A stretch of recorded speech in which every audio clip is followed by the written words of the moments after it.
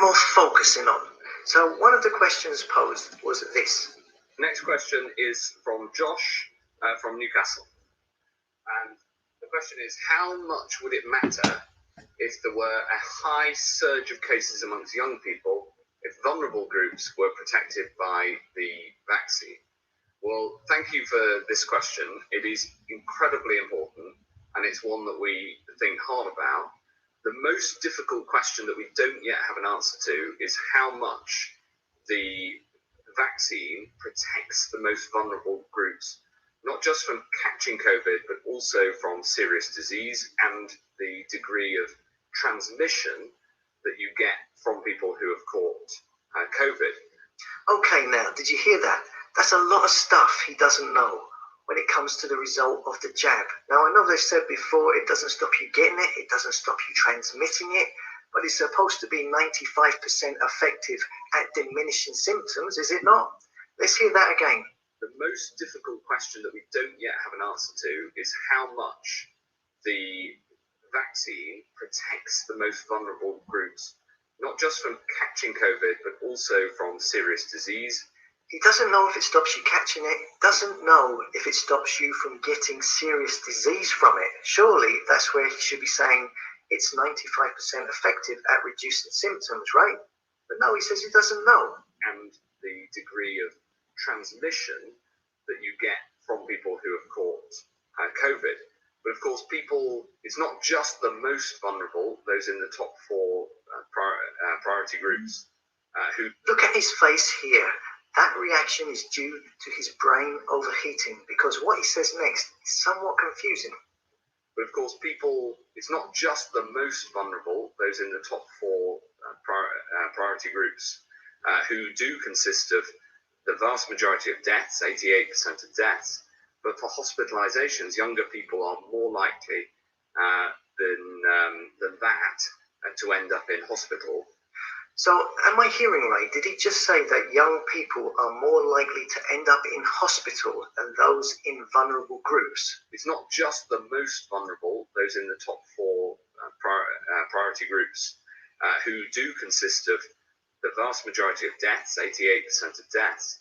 But for hospitalizations, younger people are more likely than that to end up in hospital.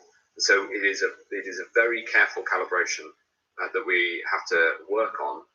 I did hear right. He says younger people are more likely to end up in hospital than that, the vulnerable older age group. Well, that's not correct. What is he talking about? There have been reports recently that state that there are more different age groups that have been admitted to hospital, but they are still a very small percentage. So that needs correcting. Then later on, he was asked another question about the rollout of the vaccine and Britain's involvement with this on a global international scale. So I absolutely agree with Dr. Tedros on the importance of a global rollout. And we in the UK can be proud of what we are doing to support that happening financially. And I look forward to working with the World Health Organization and others, including in CEPI, COVAX and other organizations, to try to make sure that we get enough vaccine to be able to vaccinate the whole world, and certainly the whole world's adult population. So he wants to vaccinate the whole world.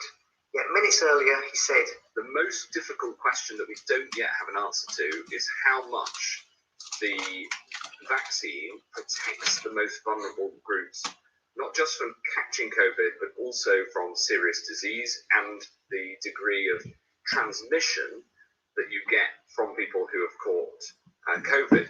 So I don't know, I find it a bit of a conflict that 1 minute he is completely saying he doesn't know if it stops you getting it, doesn't know if it stops serious disease, he doesn't know if it stops transmission, but yet says to be able to vaccinate the whole world.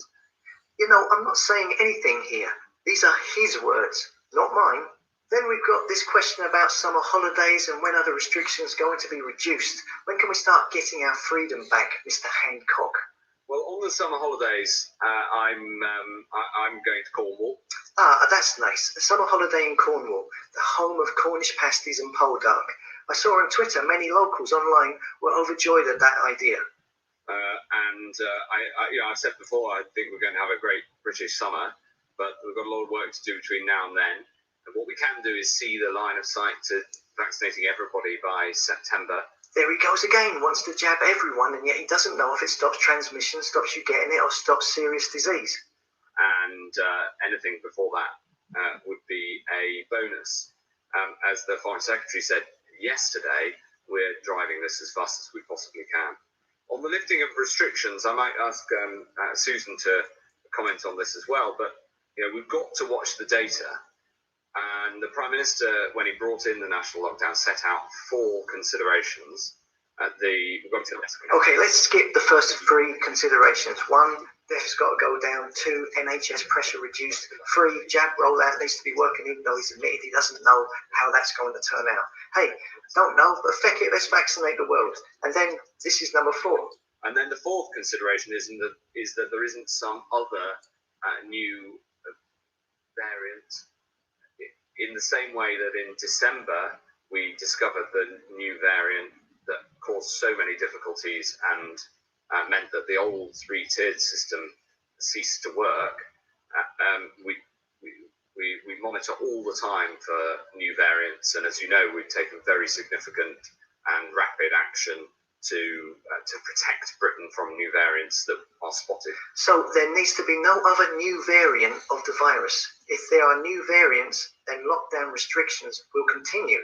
Now, the facts that all scientists agree on state that viruses, as it says here on the BBC website, explaining virus strains, I'm using BBC here as we are dealing with the UK government, okay, it says all viruses naturally mutate over time, and this one is no exception. Since the virus was first identified a year ago, thousands of mutations have arisen.